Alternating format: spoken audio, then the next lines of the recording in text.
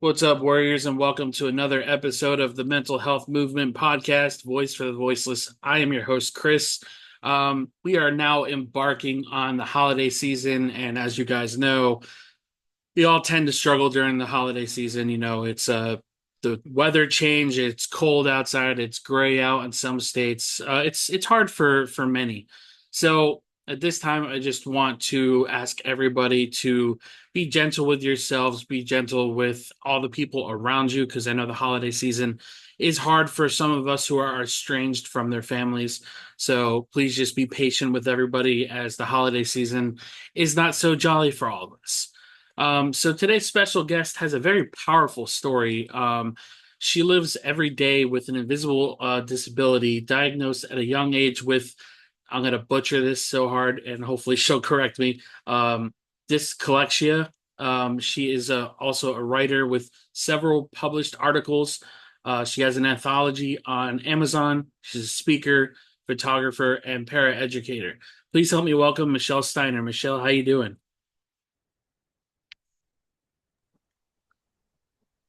I am doing great. Hello. Thank you so much for coming on today. Well, thank you for having me. Of course, I'm glad we were able to connect with each other, and I know it was kind of a delayed little process there because of all the things going on. But yeah, I was super happy to have you on. So before we get into the nitty gritty of everything, introduce yourself to the listeners. Sure. Well, my name is Michelle Steiner. I live in Pennsylvania with my husband, Ron, and our two cats, Jack and Sparrow. I am a paraeducator. I work in a school with students who have disabilities and some who don't. And I am also a writer, speaker, and photographer. And I have a blog called Michelle's Mission, where I write about life with a learning disability. I love that. Thank you so much for sharing that. Um, so where does this journey for you begin? I know you got diagnosed at a fairly young age. So where does this journey to where you're at right now start? The journey to where I'm at today started a long time ago, whenever I was in kindergarten. I was diagnosed with a learning disability pretty early on. My kindergarten teacher could see that I was really struggling in the classroom. I had trouble with tying my shoes. I had trouble with counting, writing my name. Dot to dot pages were always really difficult. And I also struggled socially as well. And I was my parents' first child, so she recommended that I get tested for having a learning disability. And it came to a little surprise to everyone that I most certainly indeed have one. They didn't call it dyscalculia at that age, or they didn't even know I had limited hand dexterity. But what they did know was I was not going to be a mathematician when I was 5 or 6 years old. We knew that. And I had to repeat kindergarten the following year in a different school. In our district, it was still a public school, but that's where I was sent. And I also began to receive specialty instruction. And those years were really difficult for me. I think the earliest years were hard because I was frustrated. My parents explained that I had a learning disability and that I learned differently, but I didn't, all I wanted to do was make them proud, be able to do my work, be accepted by my peers. And just all of that seemed just really impossible for me. Uh, I really struggled to learn, and I also struggled to be accepted. I went to a very small school district where it was very conservative, and if you were one of them, you fit in, and if you weren't, then you weren't a part of them. And I can just really remember I couldn't hide the fact that I went to learning support, and I couldn't hide the fact that I had a disability. And the bullying started pretty early on. Uh, I was really lucky though with school though. They found out that I could read pretty well, and I was in I was in regular reg classes. They started me out with science and social studies, and then some reading. And that is one of the things that reading is one of the things that really saved me. My dad found a story that wrote whenever I was in third or fourth grade and said, "Wow, this is really good." And from that moment on, that changed the trajectory of my life. I thought, oh, there's something I can do, and there's something I am good at. And that became my world. Books, my dad read to me every night when I was little, and just reading and writing, and I love that. And it got so much easier for me academically as I went throughout the years in school. I know a lot of people think, oh, kindergarten, that's the easiest year. But really, the further along I got, the better I was with academics. I was in all regular ed classes except for math and resource by the time I was in high school. And socially, it got a lot harder for me. The peer groups became more defined. I just didn't feel like I fit in anywhere. So what I started to do was I hung out with a group of students in a faith-based art group that was just outside of our school district. I was able to make friends with other people that shared the same interest, and I could shed that reputation because of an outcast because these people didn't go to my school. And I began to have saw acceptance, and that really helped me a lot, especially when I was being bullied in school. I kind of learned, okay, I'm not going to go get involved in this because I knew what that was like to have a friend and to be Right. accepted. Yeah, and after I stopped hanging out with that particular group, I found an adult writing group, and they got to see me not only grow as a writer, but as a person. And 20 some years later, we still meet once a month to talk about our writing, and we're in each other's lives, and that's my tribe. And I find it amazing. They're the ones that were telling me, you should really write about having a learning disability. But I thought, oh no, that's too personal. And I put that on the shelf for a couple of years. Yeah. And yeah, and I can also remember during those years, it was, well, what was I going to do as an adult? I knew I wanted to go to college, but I had people who didn't think I could handle it. I had a learning support teacher who told me, you're most likely not going to go beyond community college, What? and suggested, yeah. Oh my God. Well, no, actually, that was a psychiatrist. She told me she didn't think I could do college. Oh Sorry, wow. I messed that one up. Yeah. It's okay. This, the learning support teacher suggested a trade school, but nothing there interested me. I got connected with services because I thought I'm going to go to college, and the psychiatrist told me you're most likely not going to go beyond community college. I get to community college, and there's more stigma that's attached. I had peers that were saying that using disability accommodations was cheating. I had a professor who told me we don't use calculators in this class, we use our brains. And I had an advisor who you think would be advising you on things told me that I was going to have limited job choices. Oh So no. I was the most negative person you probably would have met, very scared, didn't use the accommodations, my grades dropped. And finally, I was in a class, I was really struggling, and one of the professors said, why don't we at least get you extended test time? And when I did that, and I was able to pass her class, did not do well, used it on my other classes, and I was able to graduate with an associate's degree in early childhood education. I loved having my independence because after I graduated, I moved out on my own because I'm not able to drive because of my disability.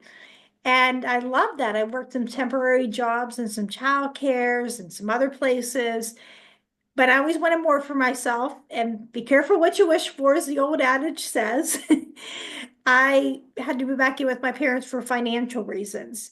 And that was really not an easy time for me because of course, I was out on my own. I wanted to be Right. independent, but I thought this is the time to go back to university. So I carefully researched a program that had the least amount of math and science possible and had something that interested me, and I went forward with it. And this time I kind of silenced the voices of people who were saying that accommodations were cheating. I used the extended test time. I went ahead and got tutoring when I needed it. And I had such a better, and I also advocated for myself. Would talk to my professors and explain that I had a learning disability and these are the services I would need. Most of them were so supportive and so understanding. A couple of them, they didn't quite get the memo, but I understood how to handle that. And I did so much better. I made Dean's List for a semester, and I was able to graduate with a bachelor's degree despite being told I Wow. couldn't do it. That's incredible. During that time, I also met my husband, and I really worked on trying to find a job. And a lot of places said, oh, we're disability friendly, and they really weren't. And I found my job as a para educator. I've been there for over 13 years. And Wow. I also got married during that time. And that's also when I got one of my first articles published a couple years afterwards. We bought our home. And I thought, I can't unlock the door because they found out I had limited hand dexterity in both of my hands. And I was so frustrated. And there was a call in the mighty to write about what's a seemingly easy task for other people, but it's really hard for you with your disability. And I finally took that risk and I wrote about having my struggle to unlock doors. And it got published. And I could just remember that feeling of pride that came about. And that encouraged me to write more articles. And it also encouraged me to start my own blog. And I also developed an interest in photography as well, with taking pictures of flowers and everything, things like that. Okay. So first of all, I just want to say I absolutely love the fact that you took every negative and like tripled it in positive. And the fact that you said advocating for yourself just stood out so heavy for me because I feel that's a big struggle for a lot of people Mhm. is standing up for yourself, doing all the things that you believe in your heart and soul. And the fact that you were able to take so much adversity and so much, I don't want to say disadvantage because that's not the right word, but struggles and roadblocks, and you use Mhm. those to your advantage to create something as beautiful and do all the things that you've done. It's just incredible to me just for the fact that you've done so much after being told so many times that you can't do something. So I just want to applaud you for that because that is just absolutely incredible. And thank you so much for sharing that. Thank you. Yeah, absolutely. And so what does mental health awareness mean to you? Because I know, with your article being published whenever you first wrote it and weren't really expecting it to blow up Mhm. as much as it did. What does mental health awareness mean to you, having the disability and struggles that you've had? I think what mental health awareness means to me is people are aware of their own mental health and also the mental health of the people that they serve as well. I think sometimes when somebody has a disability, we don't look at the mental health piece, especially whenever I grew up. Nobody looked really at the mental health or to process that information. I mean, a lot of times what I heard was, oh, everybody has something or it could be a lot worse. And they never let me really grieve that loss. And it wasn't until I really began to grieve the loss that I began to receive healing. And I think it's so important, especially with the children that I work with that have disabilities, that we address the mental health needs and we don't neglect those. And just to be able to sometimes tell them it's not a bad thing to have a disability. It's not a bad thing to have a mental health condition if you have one. It's just all in how you handle it. I know that I've had a student that had a mental health disorder. And he goes, why do I even need this class? I have medicine. I take medicine for this. And I told him, I said, let me tell you something about medicine. It's only going to get you so far. You got to put all the work into coming here and going to therapy to be able to see a lot of the results. Absolutely agreed. And I had a conversation a couple months ago with somebody who I'm not friends with anymore, but Hmm. she told her story about growing up with autism. When we were growing Hmm. up, it wasn't identified as autism. It was just kind of like, Right. oh, well, there's something there and we're not really sure what it is. So we're Hmm. going to call it autism now. Um, and, I titled the podcast before we started recording was Autism Awareness. And she's like, Hmm. I think it should be called autism acceptance, not awareness, because it's not a disease. It's, Hmm. something that I live with and it's not something that people can prevent. It's not something that you can just, oh, well, be aware of this happening. Like we need to accept it. So I love that you said that to that kid about the medicine because I feel so many people have that misunderstanding about the medicine portion of it where it's like, oh, well, the Hmm. medicine's going to make everything better. I mean, maybe temporarily, but those problems are there to meet you when that high comes down. Exactly. And yeah. And it's an important part of managing it if you have a condition with that to do that. But it's getting to the root of what it is Right. and what are the strategies that you're going to need to be successful in life. Exactly. Because I always say that our students are going to one day graduate and they're going to leave, but their disabilities, they're most likely are going to stay. And we want to really get them used to advocating and used to just being able to how to manage a lot of this. Right. Right. Yeah, I completely agree. So after you had that experience with a psychiatrist who Mhm. told you that you couldn't do anything more at community Mhm. college, did you ever revisit therapy at all? Well, I wasn't really in for a therapy appointment at that time. That Mm, was more to get those things with there was one time with getting the accommodations in college, and then there was right. another time I had to do that if I wanted to get the paratransit service. Um, Anytime I did go to therapy for other things, I found it's really hard to find ones that understand a disability because I think we're so used to somebody comes in and they have a condition and we can either give them medicine for it or we can give them some therapy and we can work on some goals and then that problem disappears. But with the disability, there's not always things that we can necessarily to give, especially with learning disabilities. There's Yeah. not a magic pill for it, and there's not a plan that you're going to be able to construct that's Right. necessarily going to get rid of it. Right. No, that's completely fair. So you mentioned stigma when you were sharing, the early on schooling experience of, having a disability and fighting through that. Mhm. How did you cope through those years of, just people, I guess, that silent judgment that you always knew was there? How did you overcome that feeling of just like people are always watching every little move you're doing and that you're feeling that judgment of those people because you have the disability that you may or may not, announce to people? I think it really bothered me whenever I was in high school because I had so many limited experiences and I thought, oh, if these people aren't my friends or if I don't have somebody to relate to, then I'm going to spend the rest of my life alone or I'm going to be somebody that's never going to have any friends or success. And my parents would encourage me. They'd be like, it's not always going to be like this. And I didn't believe them at that age. And then when I went to college, it was hard for me during those couple years, and I sometimes I trusted the wrong people to tell things to, or I didn't really understand that um, I needed to be healed to be whole. I mean, I could be whole without that, but what really changed a lot was when I got my degree, my bachelor's degree, but I also started focusing on things I could do and the things I could change. I couldn't change that I have a disability or that I can't drive, but I get a chance to notice details that other people will miss. If I'm in the car with my husband, I'll see details and uh, sometimes I'll be like, "Did you see that?"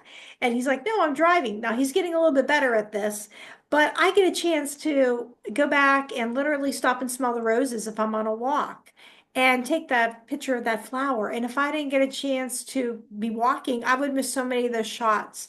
Sometimes when I'm really dealing with something or something happens, it's when I write about it that I sometimes get that inspiration. And I think if I didn't go through this, I wouldn't have had that inspiration or that understanding. And so many things in my life are out of my control. I can't control if somebody's going to say something that is going to be hurtful.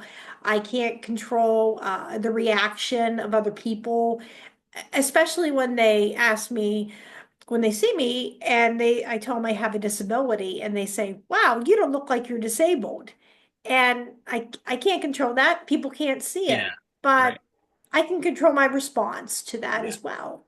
How do you even respond to that? Because I feel like I don't think many people would mean that as like a harmful statement, but like I would assume you gotta have like really thick skin to like not let it bother you. I'm sure it did at first, but Right. how do you process that now?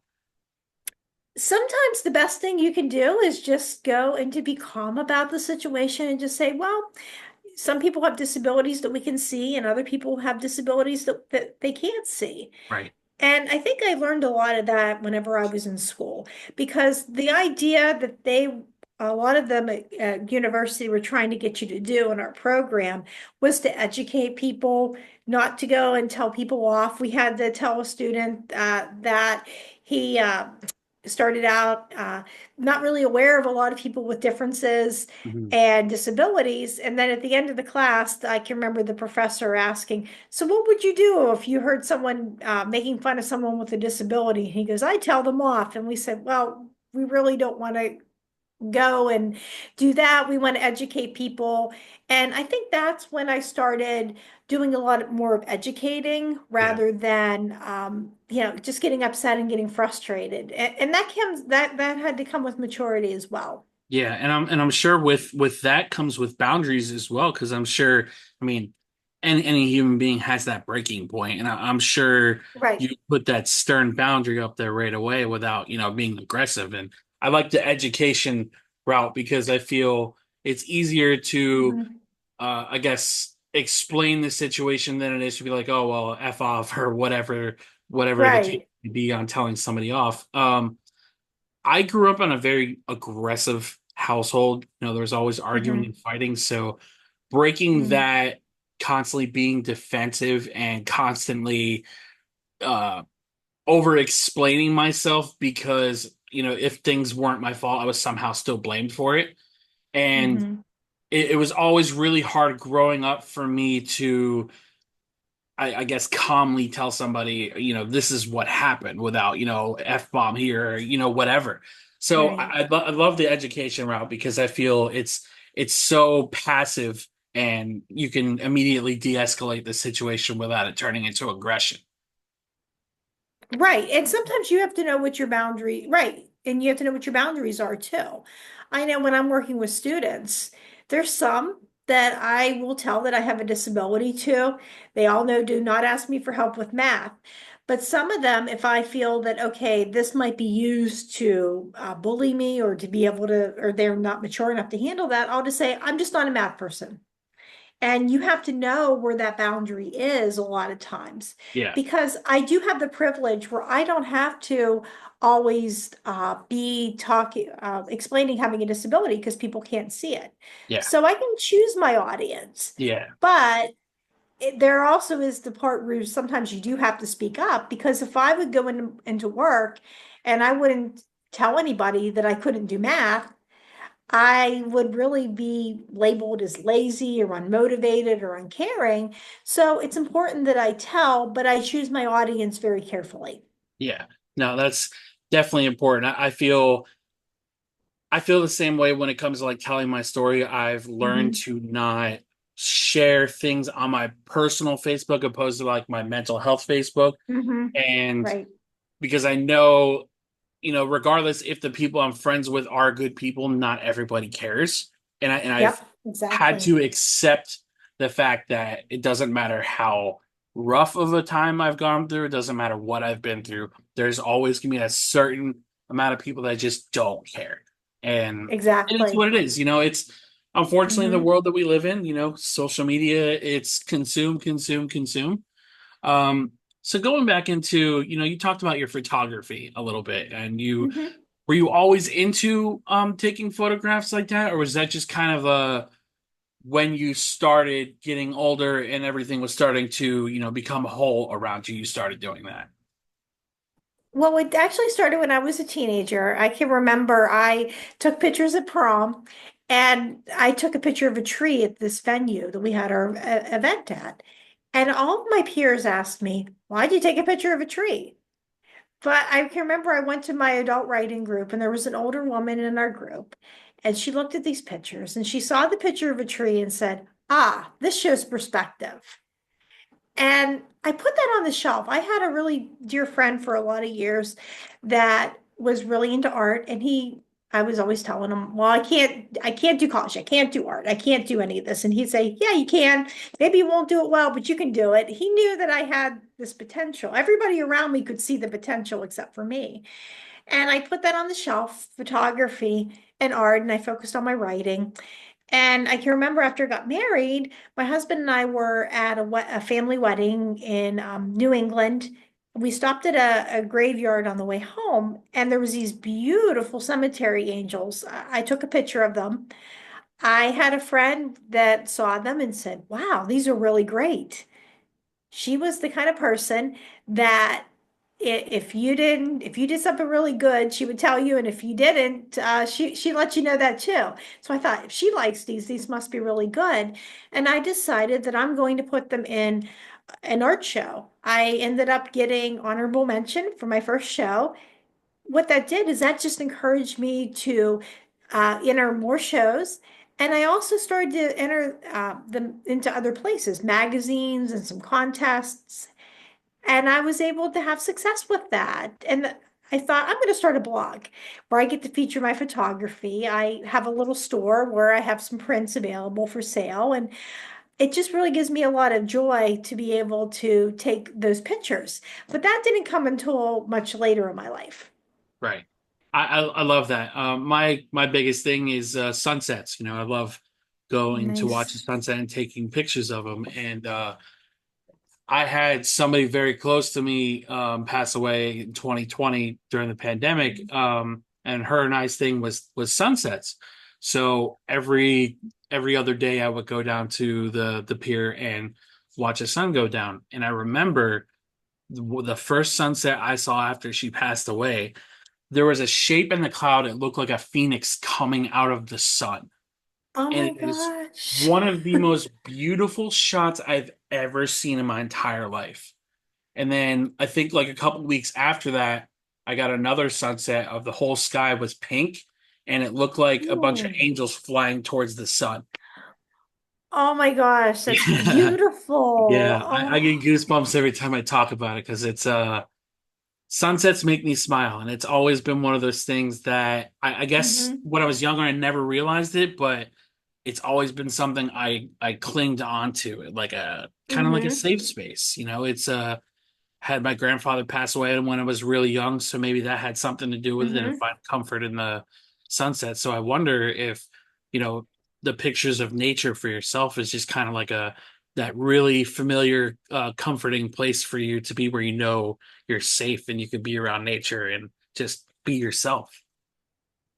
That is one of those comforting things. I get that chance to just stop and smell the roses in our busy world. And I get that chance to take the picture of that flower and enjoy that and bring joy to other people. And my husband and I love to go to different gardens and different places and take lots of photographs. I do find that a safe place. I find that really comforting to me to be able to be with my flowers and to see the beauty in so many situations. Do you ever go to like any botanical gardens up there? Yes, our favorite is Phipps Conservancy. We love going to that in Pittsburgh. And we also like to go to Cleveland Botanical Gardens. We have a membership where they have reciprocal gardens in other states and with museums. And we really enjoy getting that chance to be able to visit them for a really good deal. I love that. You also mentioned that you have two cats as well. Are they rescues or Yes, they are they rescues? are. That these two are our rescue cats. We had a cat that was before that was another rescue that my husband took in right when we started dating, and it died of congestive heart failure. And we were ready to adopt another cat after a couple of months. And there was a family that was moving to Florida, and they could only take their dog, but they couldn't take their cats. And we went over and we fell in love with them and we got that chance to take them home. And it's been a few years now. And yeah, there are fur babies. I love it. So, as a para educator, what roles do you play in the classroom for your students? Are you just kind of there when they need your help, or are you just kind of like how does the para educator role work? Every role works a lot differently. Some roles are self-contained classrooms, some are gen ed, and some are one-on-ones. I work in a gen ed classroom where I follow a schedule where our students are all in regular ed classes and they have some resource rooms. And I'll go in the room and be able to work with them, try to reinforce what the teacher is saying. And just to some students that may not understand that, I also will retest to them. I'll help them with their assignments. Some of our students need a lot of help with reading. Some people do things with behavior, redirecting that. We play a support staff role with them. So my next question is just kind of more of a just in general question because I have quite a few friends that are in the education Mhm. system. How rewarding do you find your job? Do you love your job, or is it just kind of you do it because it's what you know? I think there's a mixture of both, but I find it rewarding to be able to go in and to work with students, to be able to help them with having a disability. I think that's really rewarding when you can finally get through to that one student or a few of them just about having a disability and they understand what they need to do. I think those are the moments to do. And it is familiar with me. I do well with being in education within a school. It was hard for me when I worked in some offices or some other places. It just didn't seem like that was the right fit for me. But a school, some days are long, but the job is rewarding, and it's just something that seems to be a good fit. I love it. Um, so doing what you do, with the blogs and the photography, do you ever do any public speaking events? I know that's really challenging for a lot of people, and for me, I feel like my first event would be nerve-wracking. I haven't done like a in front of an audience kind of thing, and I have done panels, but not an audience. Have you done any public speaking events? Yes, I have. I spoke at a women's empowerment breakfast a few years ago. I also spoke at a disability symposium, and that led to some other opportunities as well. I recently got the opportunity over the summer, I spoke at a transition conference in Pennsylvania, and a lot of this, it was how to have a successful transition plan. I also had the opportunity to speak at a disability symposium uh, earlier this month, and that was really rewarding to be able to speak and do that. And I also had the chance to talk about creative nonfiction at a writer's workshop. So I love being able to speak on podcast, and I also love being able to speak in person as well. So when you do those public speaking events, what Mhm. is your main message that you try to get out to your listeners? Like is it awareness on the disability aspect, or what is your main focus when you do those events? My main focus is I love to share my story so I can encourage other people that have obstacles in their life, whether that's a disability or just other things that might be standing in their way of success, that they know what they want and they understand that they can do it. It's just about finding the right way to do things, finding programs that work, finding things that they can do. And I just want to empower every person to be able to go out and be successful in life and whatever that is. And I also love to educate people on learning disabilities and just some of the things in our system that definitely need some change and some reform with dealing with people with disabilities. Right.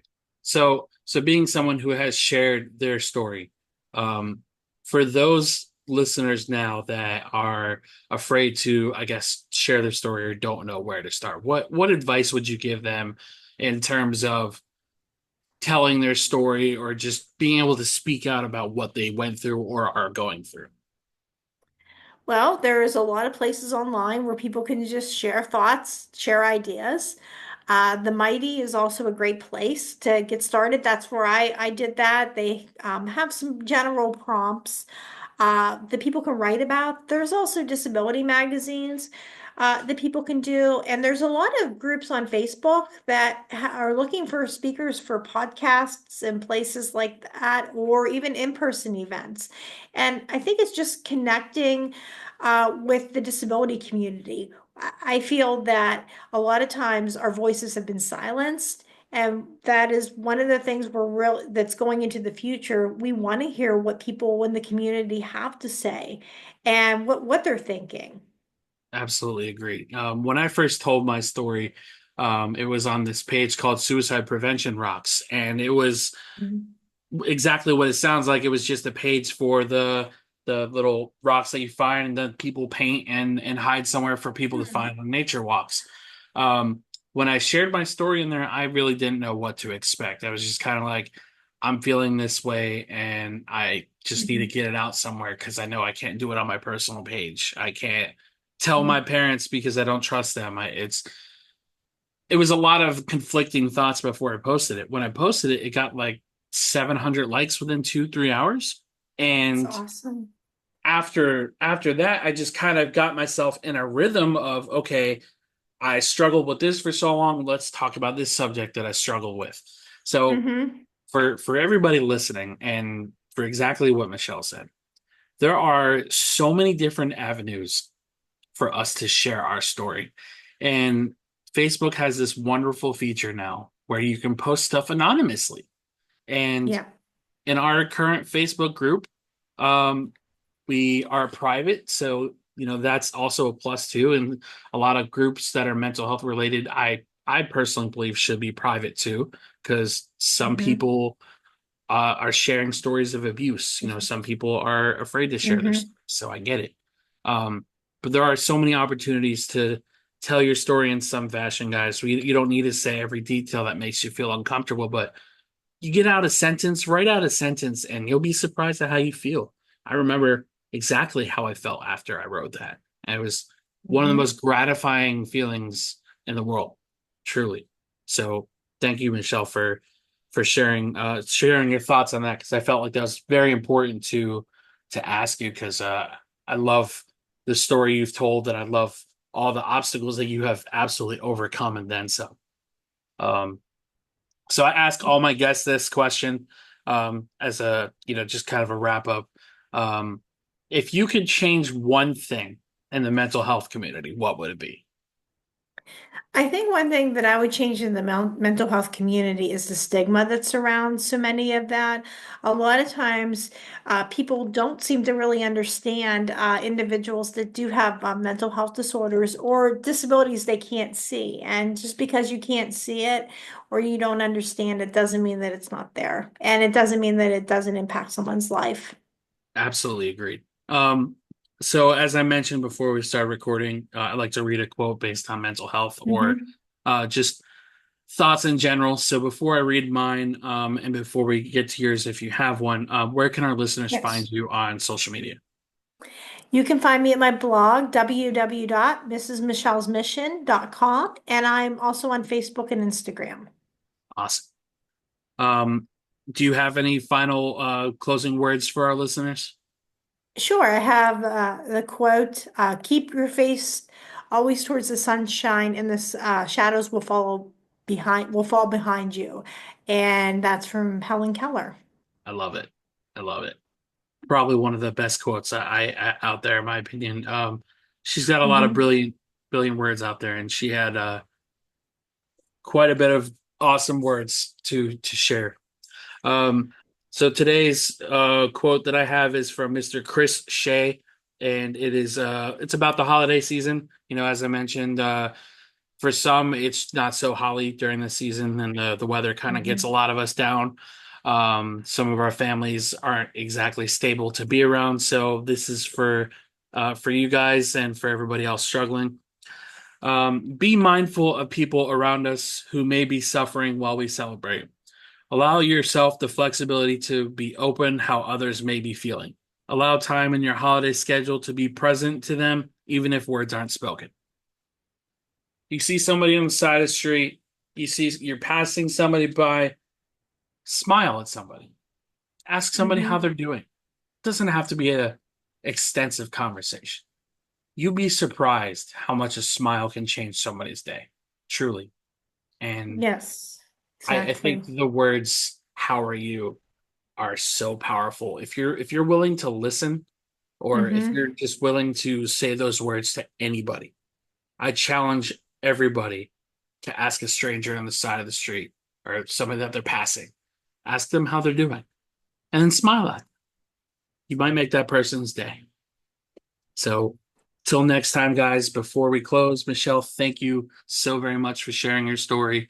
Um, One of the most inspiring stories I think I've ever heard. So, thank you so very much for coming on. Of Well, thank you so much for Chris. It's been a pleasure. course. And for all my listeners, guys, thank you for your support as always. Be well, and as always, be gentle with yourselves. Take care, guys. Much love.